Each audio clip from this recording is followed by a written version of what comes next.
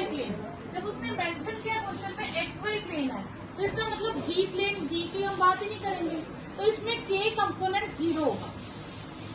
अगर वो एक्स जी प्लेन तो वाई कंपोनेंट 0 होगा, और अगर वाई जी प्लेन तो एक्स कंपोनेंट 0 होगा। ठीक है, तो ये जब मेंशन हो जाए तो आपने पहले देख लेना कि किस प्लेन में है, 2 यूनिट वाले प्लेन में है एक्स वाई तो जी 0। ठीक है, तो making an angle of 30 degree, अगर मैं ये एक्स एक्सिस लूं, एक्स एक्सिस के साथ वो 30 डिग्री बना रहा है, कोई भी वेक्टर ए वेक्टर ले लो, ये वाई एक्सिस है, तो वाई एक्सिस के साथ कितना एंगल बनाएगा 60 डिग्री। तो फिर let a vector makes angle 30 degree with x axis and 60 degree with y axis. तो कंपोनेंट्स मैंने आपको सिखाए थे, अगर एंगल गिवन हो तो हम कंपोनेंट्स कैसे ढूंढते हैं। ठीक है, तो अगर मैं ए वेक्टर ले लूं एक्स आई वाई जे जी के, तो x किसके इक्वल होगा cos 30 डिग्री के, और y किसके इक्वल होगा cos 60 डिग्री के, और है ये एक्स वाई प्लेन में है तो g 0 हो जाएगा। तो फिर x हो गया हमारे पास √3/2 और y हो गया 1/2। ठीक है, तो a वेक्टर हो गया √3/2 i प्लस 1/2 j एंड 0 की। अब हम चेक करेंगे कि क्या ये यही वेक्टर है, ये यूनिट वेक्टर है या नहीं है। अगर तो ये यूनिट वेक्टर है तो यहीं तक रोक देंगे, अगर ये यूनिट वेक्टर नहीं है तो इसको इसी के मैग्नीट्यूड से डिवाइड करके यूनिट वेक्टर बनाएंगे। तो अब हम चेक करते हैं ए का मैग्नीट्यूड फाइंड करके, √3/2 का स्क्वायर प्लस 1/2 स्क्वायर, तो ये आ जाएगा 3/4 प्लस 1/4, दैट इज 4/4 1, तो मैग्नीट्यूड 1 है, तो रिक्वायर्ड वेक्टर हो गया आपके पास, required vector is √3/2 i plus 1/2 j। ये आपके पास आंसर है। P और Q के कंपोनेंट्स गिवन है और आपको स्केलर कंपोनेंट्स निकालने हैं line joining the points this. तो PQ के कंपोनेंट्स क्या हो जाएंगे, PQ वेक्टर क्या हो जाएगा x2 minus x1 i, y2 minus y1 j and z2 minus z1 के। कैसे PQ वेक्टर कैसे निकालेंगे, position vector of Q minus position vector of P vector. ठीक है, तो ये वेक्टर, अब मुझे उसने पूछा स्केलर कंपोनेंट्स, स्केलर कंपोनेंट्स क्या होंगे x1 x2 minus x1 y2 minus y1 and z2 minus z1, और उसका मैग्नीट्यूड क्या होगा x2 minus x1 square plus y2 minus y1 square plus z2 minus z1 square, आपके पास। ठीक है, गर्ल वॉक्स 4 kilometre west, पहले वो किस डायरेक्शन में गई, वेस्ट डायरेक्शन में, तो यहाँ से स्टार्ट किया उसने और वो 4 किलोमीटर गई वेस्ट डायरेक्शन में। Clear, okay. Then she walks 3 kilometre, 3 kilometre गई। अब यहाँ पे डायरेक्शन समझिएगा, इन द डायरेक्शन 30 डिग्री पे गई, east of north, east of north, मतलब नॉर्थ से जो ईस्ट पे जाता है उस वहां से उसने 30 डिग्री शिफ्ट किया। यानी कि यहाँ पे मैं खड़ी हूँ तो यहाँ से नॉर्थ तो इस तरफ है, ऊपर की तरफ, यहाँ से नॉर्थ तो ये है। अगर मैं यहाँ खड़ी होंगी, नॉर्थ ईस्ट ऑफ नॉर्थ, तो ईस्ट किस तरफ है, इस तरफ, तो ईस्ट ऑफ नॉर्थ से उसने 30 डिग्री टर्न कर लिया। ठीक है, और कितना चली 3 किलोमीटर,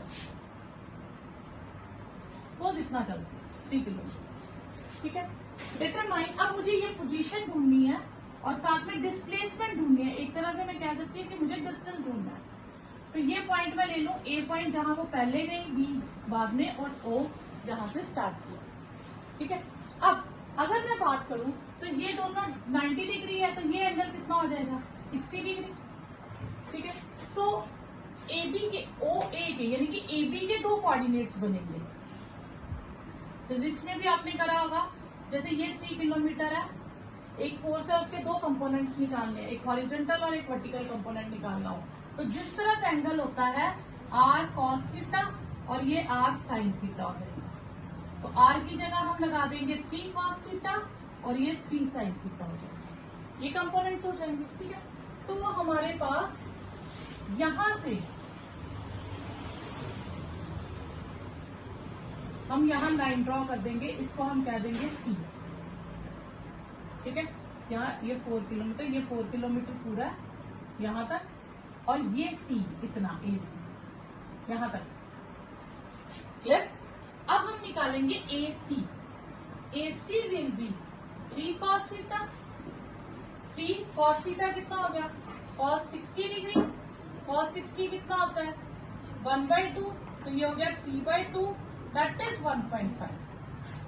ये डिस्टेंस कितना आ गया 1.5।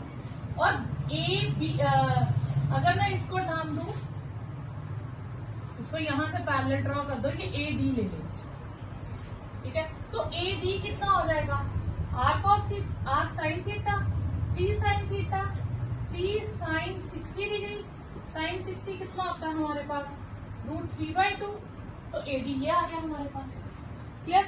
ओके, जितना एडी है उतना ही बीसी होगा, बीसी और एडी की लेंथ सेम है, तो बीसी भी कितना हो गया 3√3/2, क्लियर।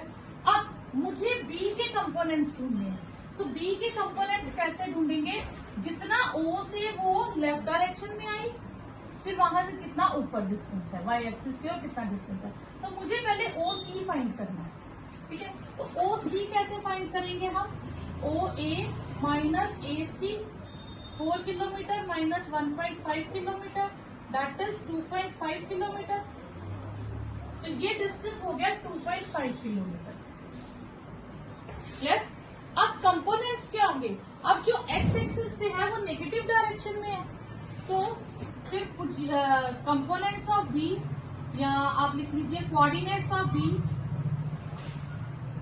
कोऑर्डिनेट्स ऑफ बी हो जाएंगे -2.5 और 3√3/2। ये किसके कोऑर्डिनेट्स हो जाएंगे, बी के कोऑर्डिनेट्स हो जाएंगे, क्लियर।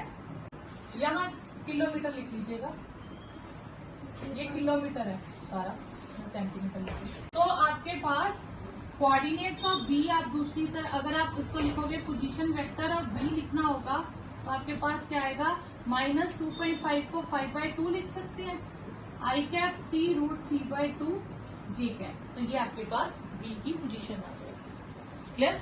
तो बी के कोऑर्डिनेट्स क्या आ जाएंगे, -2.5 को 5/2 और 3√3/2 विद जे, ठीक है। A vector is B vector plus C vector, तो क्या ए वेक्टर का मैग्नीट्यूड बी वेक्टर प्लस सी वेक्टर के मैग्नीट्यूड के इक्वल होगा, नहीं, ठीक है।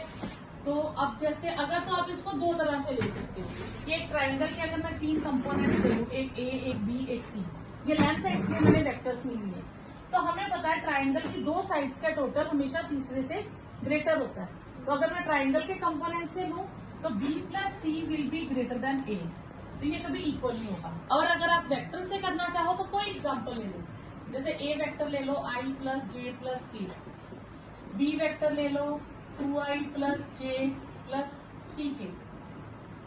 अच्छा, ए वेक्टर ऐसा लेना जो बी प्लस सी के टोटल से होगा, सॉरी, तो इसको ले लेते हैं i प्लस जे प्लस के,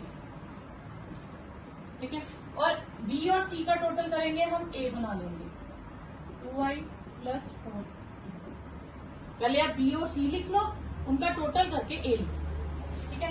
अब ए का डिटर्मिनेंट क्या आ जाएगा, मैग्नीट्यूड 9 प्लस 4 प्लस 16 √29, और बी का क्या आ जाएगा 4 प्लस 1 प्लस 9 √14, और सी का आ जाएगा 1 प्लस 1 प्लस 1 √3, तो √29 is not equal to √14 plus √3, तो ये इक्वल नहीं है, clear.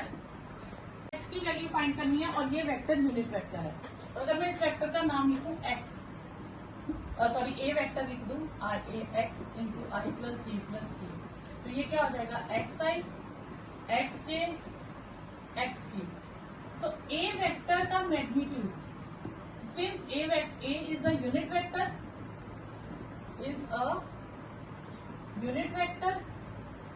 therefore A magnitude is 1, root x square plus x square plus x square is 1, तो रूट 3x स्क्वायर इज 1, तो रूट 3x इज 1, तो x इज आपके पास क्या आ जाएगा 1/√3, तो ये आपके पास आंसर आ जाएगा। ठीक है, या आप इसको ऐसे ले लीजिए, squaring both side x square अंदर ही रख लीजिए चाहे, तो एक्स स्क्वायर इज 1/3, ऐसे ले लीजिए एक्स स्क्वायर इज 1/3, तो एक्स इज प्लस माइनस 1/√3, ये भी ले सकते हैं। तो प्लस माइनस कुछ भी होगा तो दोनों में ही यूनिट वेक्टर दिया। Find a vector of magnitude 5 units and parallel to the resultant of this two. तो गिवन वेक्टर्स क्या है हमारे पास? गिवन वेक्टर्स आर,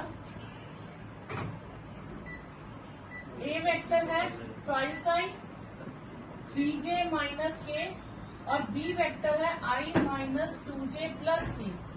अब आपको रिजल्टेंट वेक्टर ढूंढना है, तो late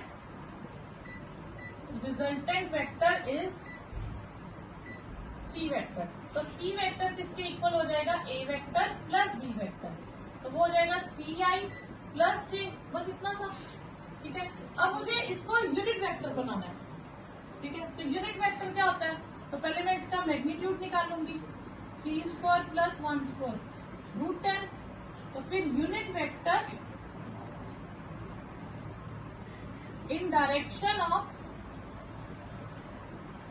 of c vector is 3i/10 plus 1/10j। अब वेक्टर ऑफ मैग्नीट्यूड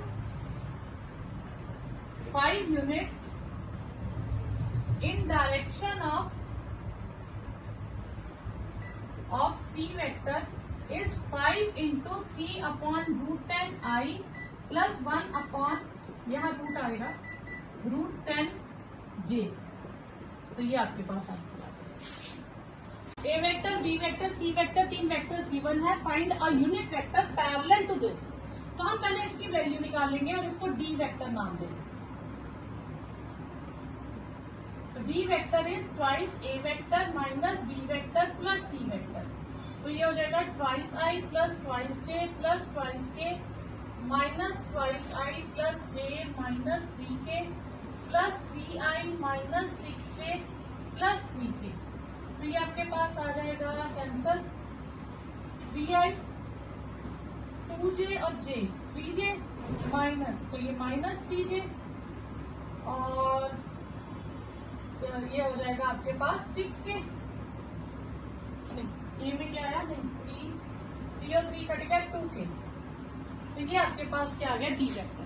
अब हमें ढूंढना है D vector which is unit vector in the direction of D vector. तो डी यूनिट वेक्टर के लिए हम क्या लिखते हैं?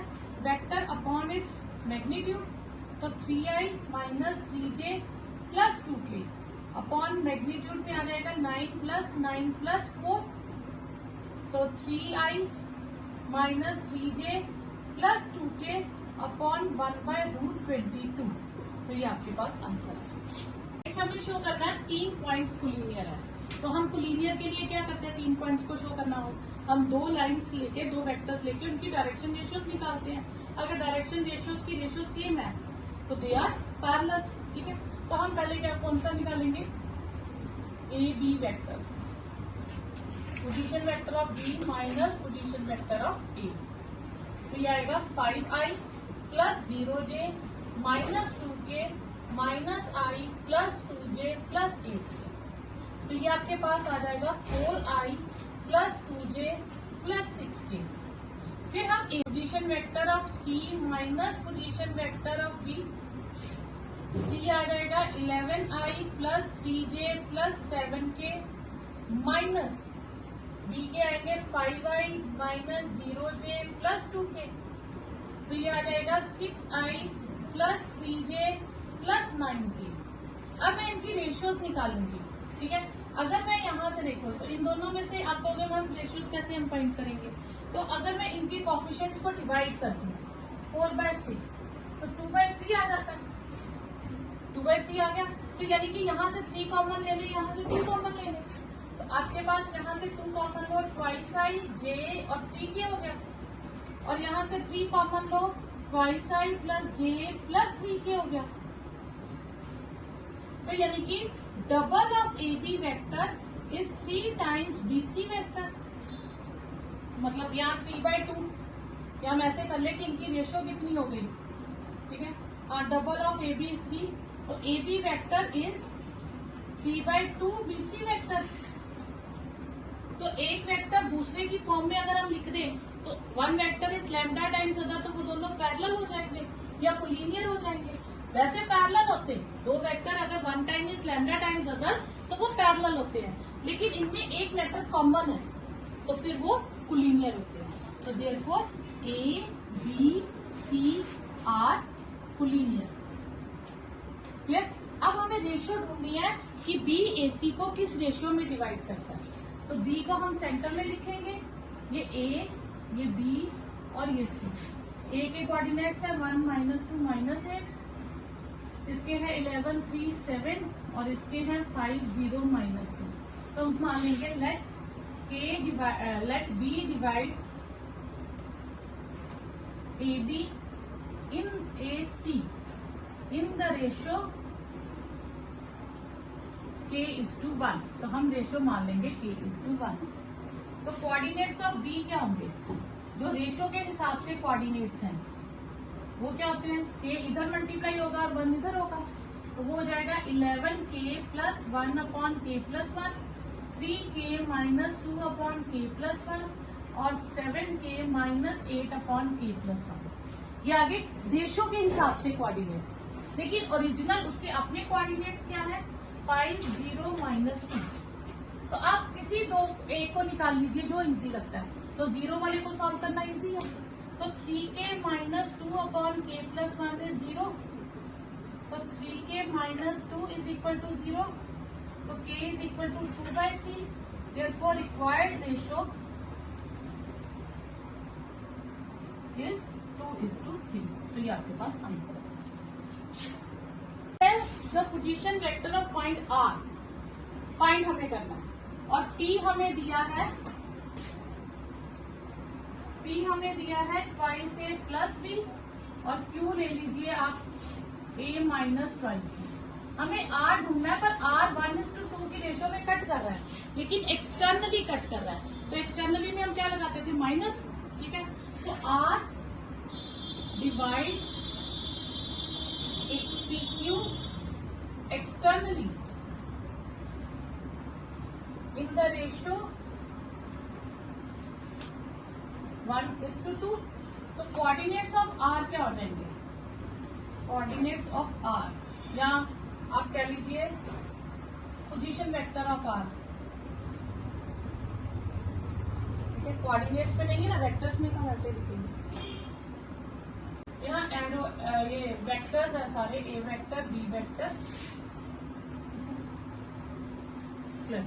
अब 1 ए से 1 होगा a - 2b से, और 2 होगा ट्वाइस ए प्लस बी से, अपॉन यहाँ माइनस आएगा 1 - 2, क्योंकि एक्सटर्नली है। इंटरनली हो तो ये प्लस होता है, ठीक है। तो ये आ जाएगा a - twice b -4a - twice b upon -1। तो ये आ गया आपके पास -3a - 4b अपॉन -1, यानी कि 3a - 4b। ये वेक्टर्स में आएगा सारा, ठीक है। तो ये आपके पास किसके पोजीशन वेक्टर्स आ गए, आर के। अब आपको शो करना है कि P is mid point of R Q. तो mid point of R Q के कोऑर्डिनेट्स क्या होंगे, mid point of R Q अगर मैंने निकालना हो तो मैं आर और क्यू के कोऑर्डिनेट्स को ऐड करूंगी, a - 2b + 3a - 4b vector upon 2। Mid point का था ना, दोनों को ऐड करके अपॉन 2। तो ये हो जाएगा 4a - 4b अपॉन 2 6b। ये साइन चेंज हो जाएगा ना, ये 4 आएगा प्लस में, ये प्लस में आएगा और ये प्लस में आएगा, ठीक है। 2b, तो ये आएगा ट्वाइस ए वेक्टर प्लस बी वेक्टर। तो ये देखो P के ही आ गया ना, which is equal to position vector of P। Therefore, P is midpoint of RP. Next question is two adjacent sides of parallelogram. तो दो एडजेसेंट साइड्स हमें पैरेललोग्राम की गिवन है, ट्वाइस आई माइनस 4j प्लस 5k, और ये side होगी i minus 2j minus 3k. ठीक है, तो ये हो गया आपके पास पैरेललोग्राम. ये डायरेक्शन होगी और ये डायरेक्शन होगी. ठीक है, अब आपको लेना है एक डायगोनल निकालना. ठीक है, अब डायगोनल का रूल क्या है, AB प्लस BC किसके इक्वल होता है, AC के. तो ABCD इज अ पैरेललोग्राम.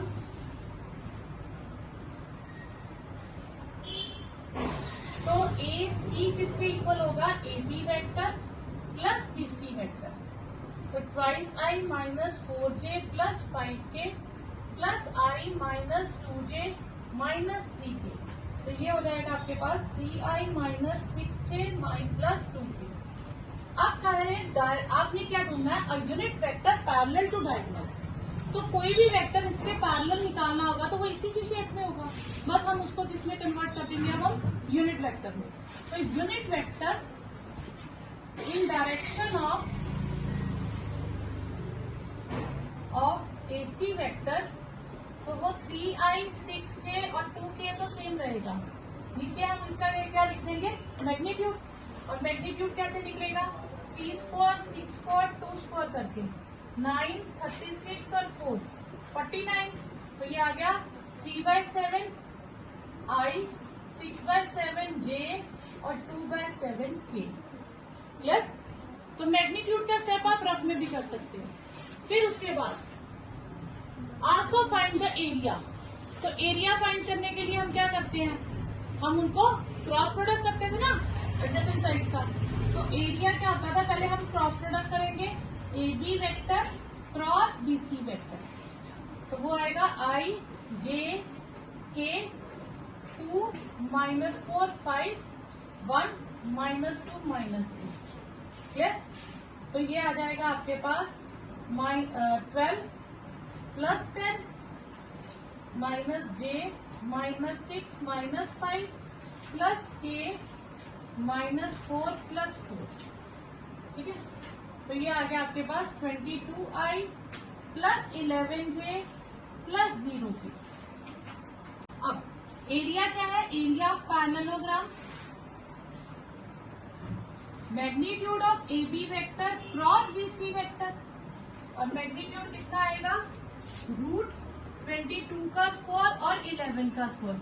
अब यहाँ पे आप 22 का स्क्वायर करने मत बैठ जाना. क्यों नहीं करना है, क्योंकि ये 2 into 11 बनता है, यहाँ भी 11 है. जब आपके पास कुछ टर्म मैच करती हो तो आप उन्हें कॉमन लेने की करो. तो आप इसे लिख सकते हैं 2 का स्क्वायर इंटू 11 का स्क्वायर. तो 11 स्क्वायर कॉमन ले तो 2 स्क्वायर प्लस 1. 11 स्क्वायर में से 11 बाहर आ गया, तो 11 रूट 5 स्क्वायर यूनिट. तो इसलिए जब लाइक टर्म्स आपको दिखे तो आप उसे कॉमन लेने की कोशिश करें. अब हमें शो करना है, show that direction cosines of a vector equally incline to the axis OX OY OZ are 1/√3 1/√3 1/√3. Okay, तो हम मान लेंगे let A vector is equally inclined with OX OY and OZ. अगर ये इक्वली इंक्लाइंड कर रहा है तो डायरेक्शन को साइंस क्या हो जाएंगे, and let angle be alpha. ठीक है, तो डायरेक्शन को साइंस क्या होते हैं, मैंने कहा था ना डायरेक्शन को साइंस हम दो तरह से निकाल सकते हैं. एक तो डायरेक्शन रेशियो से निकाल सकते हैं, उसको मैग्नीट्यूड से डिवाइड करके, और दूसरा एंगल से निकाल सकते हैं. तो एंगल से निकालना हो तो फिर क्या आते हैं, कॉस लगा देते हैं. इस बार तीनों एंगल सेम है तो तीनों cos alpha cos alpha cos alpha हो जाएगा. तो हमारे पास एक रूल होता है L² plus M² plus N² is 1. ये L होता है, ये M होता है और ये है. ठीक है, तो cos² alpha plus cos² alpha plus cos² alpha is 1. 3 cos² alpha is 1. cos² alpha is 1/3 and cos alpha is, हम यहाँ प्लस माइनस 1/√3 लिखते हैं. लेकिन जब डायरेक्शन को साइंस लेते हैं तो अगर तीनों नेगेटिव हो तो हम नेगेटिव साइन इलिमिनेट कर देते हैं. तो भी तीनों पॉजिटिव आते हैं। तो देयरफॉर डायरेक्शन कोसाइंस आर ऐसे होता है plus minus 1/√3 plus minus 1/√3 plus minus 1/√3, लेकिन डायरेक्शन को साइन में सेम साइन हम हटा देते हैं तो ये रहेगा 1/√3 1/√3 1/√3। क्लियर? हमें ए vector, B vector, C vector given है। हमें एक वेक्टर डी फाइंड करना है जो ए पे और बी पे दोनों पे परपेंडिकुलर है। जब दो वेक्टर्स पे एक नया वेक्टर ढूंढना हो, जैसे ये दो वेक्टर्स हैं ए और बी, कोई भी है, इनका कोई कंडीशन फिक्स नहीं है, ये पैरेलल है, परपेंडिकुलर है, कैसे है, कोई फिक्स नहीं, तो ये दो वेक्टर्स हो गए ऐसी डायरेक्शन में। तीसरा वेक्टर जो इन दोनों पे परपेंडिकुलर हो, तो वो वेक्टर जब भी ढूंढना हो आपने क्या ढूंढना है? Cross product. दो वेक्टर्स पे परपेंडिकुलर एक नया वेक्टर जब भी ढूंढना है तो हमने क्या ढूंढना है? Cross product. तो पहले हमें किस पे ढूंढना है? ए और बी दोनों पे ढूंढना है, तो हम क्या ढूंढ लेंगे? Cross product. ठीक है, एक तो ये मेथड होता है कि हम क्रॉस प्रोडक्ट ढूंढे, वो डी आ जाएगा, फिर सी डॉट डी 15 है तो वो आ जाएगा। नहीं तो एक और तरीका आसान होता है। ठीक है, आप डी वेक्टर ले लीजिए, एक्स आई वाई जे जी के, ठीक है, ये ले लीजिए। अब आपको D is perpendicular to A. This means D dot A is 0. तो D और A की डॉट करोगे तो आएगा x plus 4y plus 2z is equal to 0. फिर D is perpendicular to B. ठीक है, तो फिर D dot B is 0. ठीक है, तो D dot B करोगे तो 3x minus 2y plus 7z is 0. दो इक्वेशंस आ गई। जब आपके पास दो इक्वेशंस आ जाएं और आपने तीसरा वेरिएबल ढूंढना हो, मतलब कि इन दोनों की वैल्यूज ढूंढनी, और वेरिएबल कितने हैं? 3 है, x, y और z। इक्वेशंस दो हैं, ठीक है, तो आप कैसे करोगे? ये देखो, 4y 2z is equal to 0, 3x minus 2y plus 7z is equal to 0, x minus y और जी। जैसे हम डिटर्मिनेंट फॉर्मूला लगाते हैं ना, सेम वही फॉर्मूला चलेगा। ठीक है, तो बस जैसे हम बीच वाले में माइनस लगाते थे जे वाले में, वैसे हम वाई में लगाएंगे। तो जब मैंने एक्स का ढूंढा तो हम इन कोएफिशिएंट्स को मल्टीप्लाई करेंगे, 28 प्लस 4। समझिए, हमने सिर्फ डिटर्मिनेंट सॉल्व करना है और एक्स वाई जी नहीं लिखना। फिर वाई पे 7 माइनस 6, ठीक है, फिर इसे करेंगे तो -2 -12। क्लियर? तो x अपॉन 32, y अपॉन -1 -14, इन तीनों को हम किसके इक्वल कह देंगे? k के इक्वल कह देंगे। तो x आ जाएगा 32k, y आ जाएगा -k और z आ जाएगा -14k। तो ये हमारे पास किसकी वैल्यू आ गई? x, y, z के। थर्ड हमें रिलेशन दिया c डॉट d इज 15। अब C और D को करेंगे तो 5x minus 5 4z is 15। Clear? तो x, y, z की वैल्यू डाल दें, 2 into 32 with x minus 32k, y को रिप्लेस कर देंगे -k से और ये हो जाएगा -14k से। 64 plus k 56k is 15, 65k minus 56k is 15, 9k is 15, तो k की वैल्यू आ गई 15/9, तो ये आ गया 5/3। ठीक है, तो ये k की वैल्यू मैं कहाँ डालूंगी? यहाँ। तो मेरे पास x, y, z आ जाएगा, तो वो मेरे पास क्या आ जाएगा? d vector. Therefore required d vector is xi plus yj plus zk। तो x मेरे पास क्या है? 32k, तो ये मैं k बाहर ही ले लूंगी, 32i, k बाहर ले लिया, -1j और k बाहर ले ले तो -14k। तो ये आपके पास आंसर है। Next is the scalar product of vector this. ये एक वेक्टर है, इसका नाम रख लेते हैं a।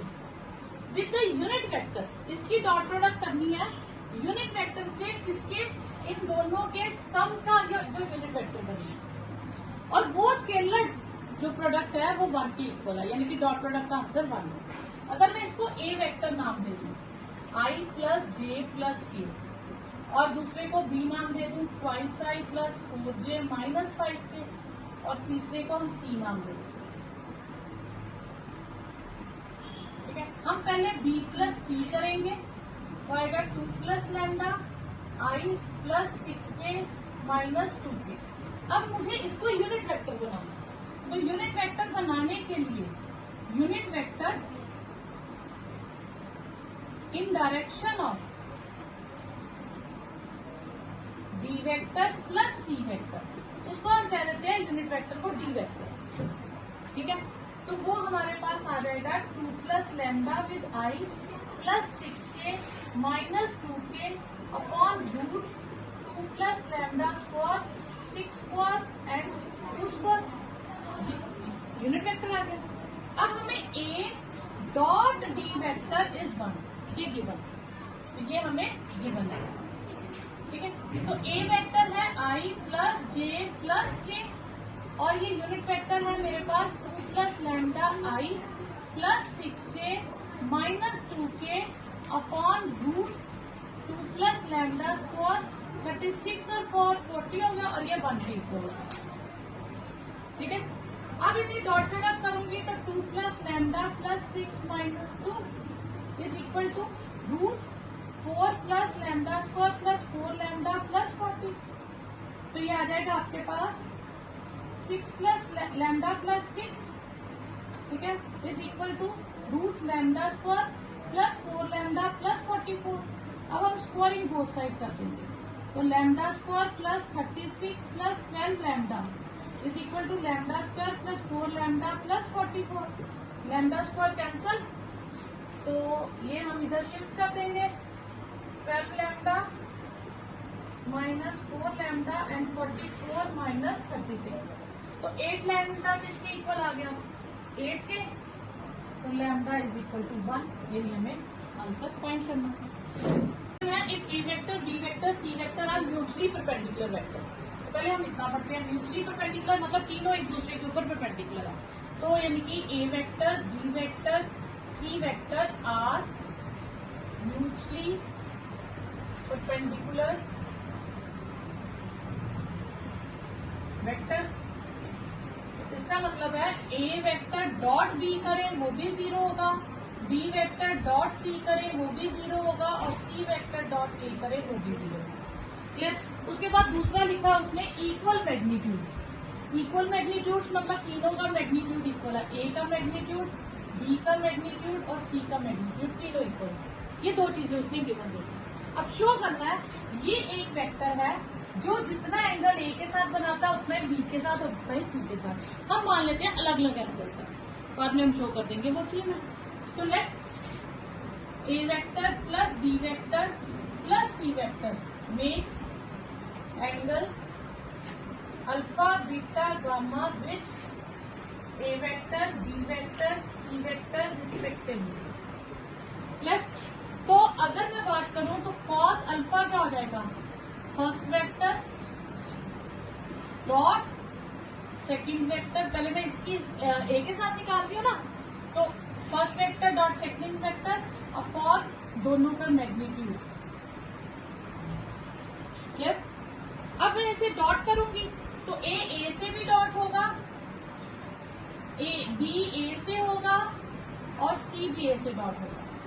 नीचे आ जाएगा A vector magnitude B vector C vector magnitude upon A vector magnitude. A dot A को मैं लिख सकती हूँ ए वेक्टर मैग्नीट्यूड स्क्वायर, ये 0 है और ये भी 0 है, तो मेरे पास आ गया ए vector plus B vector plus C vector into A vector magnitude. एक ए वेक्टर मैग्नीट्यूड कैंसिल हो गया, तो ए vector plus B vector plus सी वेक्टर, तो ये इसके मैग्नीट्यूड को अगर मैं के लिख लूं तो इनाम दे दूंगी ये के है, तो ये आंसर कितना आ गया, K upon A vector plus B vector plus C vector का मैग्नीट्यूड। इसी तरह कॉस बीटा कितना आ जाएगा, A plus B plus C dot B upon A vector plus B vector plus C vector magnitude into B vector magnitude. इसको भी same करूंगी तो मेरे पास क्या बचेगा, बी मैग्नीट्यूड स्क्वायर, बाकी तो 0 हो जाएगा, और वो बचेगा B magnitude A vector plus B vector plus C vector, और वो हो जाएगा K upon A vector plus B vector plus C vector.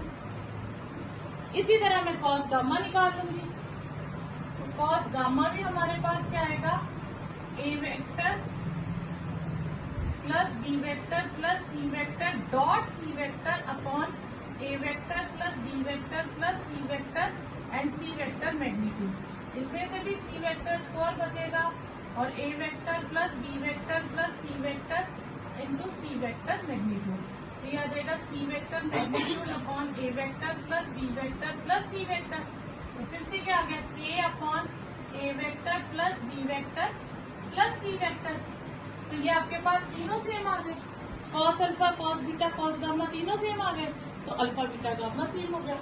ठीक है, तो आप लिख सकते हैं cos alpha cos beta cos gamma, तो therefore alpha is equal to beta is equal to gamma. तो एलसीएम ये प्रूफ करना।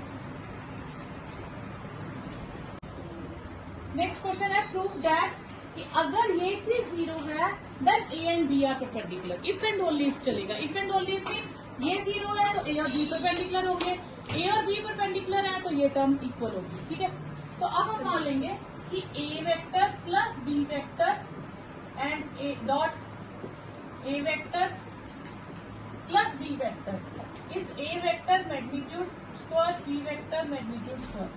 इफ एंड ओनली इफ हम यहाँ लिखते जाएंगे, तो जैसे डॉट प्रोडक्ट करते हैं ना, a dot a plus a dot b plus b dot a plus b dot B is A vector magnitude square and b vector magnitude square. If and only if A vector magnitude square twice, इसे हम एक step में लिखेंगे पहले, a dot b plus a dot b plus B vector magnitude square. Dot product commutative होती है इसलिए हम बी डॉट ए को ए डॉट बी लिख देंगे। तो ए वेक्टर मैग्नीट्यूड स्क्वायर उधर शिफ्ट कर दूं तो ट्वाइस ए डॉट बी किसके इक्वल आ जाएगा, 0 के। If and only if A dot B is 0, तो if and only if A vector is perpendicular to B vector, ये शो करना। ठीक है, theta is angle between two vectors A and B और A dot B is positive. A dot B is positive. Dot का formula क्या होता है, A magnitude B magnitude cos theta. ये तो पॉजिटिव है, ये तो पॉजिटिव है, तो इसका मतलब कॉस थीटा पॉजिटिव हो गया। कॉस थीटा कहाँ पॉजिटिव होता है, 0 से π/2 तक। तो ये आपके पास बी ऑप्शन होगी।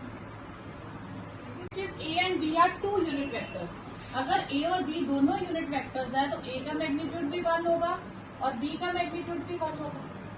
ठीक है, और a प्लस बी जो है वो भी यूनिट वेक्टर है, तो a प्लस बी इसका मैग्नीट्यूड भी कितना होगा, 1। अब मुझे तो एंगल निकालना है, एंगल आता है कॉस थीटा या साइन थीटा, यानी कि डॉट प्रोडक्ट में। यहाँ तो डॉट प्रोडक्ट है नहीं, तो हम स्कोरिंग बोथ साइड कर देंगे। उससे क्या होगा, a प्लस बी मैग्नीट्यूड का स्कोर हो जाएगा। मैग्नीट्यूड का स्कोर करे या वेक्टर का स्कोर करे, बात एक ही है। तो a प्लस b dot a plus b is 1, तो ये हो जाएगा a dot a dot b dot a and b dot B is 1। ये हो गया a मैग्नीट्यूड का स्कोर, ये ट्वाइस a डॉट बी हो जाएगा, ये b मैग्नीट्यूड का स्कोर और ये 1। ये आ गया 1 ट्वाइस a डॉट b और 1 इज 1, यानी कि ट्वाइस a डॉट b किसके इक्वल आ गया, -1। ठीक है, तो a डॉट b किसके इक्वल हो गया, -1/2। तो a डॉट b क्या होता है, a vector magnitude b vector magnitude and cos theta -1/2। ये दोनों 1 है क्योंकि a भी यूनिट वेक्टर था, b भी यूनिट वेक्टर है। ठीक है, और कॉस थीटा -1/2 कब होता है, होता तो ये 60 डिग्री पे है, लेकिन माइनस होने के कारण सेकंड क्वाड्रेंट में हो जाएगा, तो थीटा हो जाएगा pi minus pi by 3, 2 pi by 3, क्योंकि नेगेटिव है तो सेकंड क्वार्टर में आ जाएगा। नेक्स्ट है हमें वैल्यू फाइंड करनी है आई डॉट जे क्रॉस के प्लस जे डॉट के क्रॉस आई प्लस के dot I cross J. J cross के क्या हो जाएगा?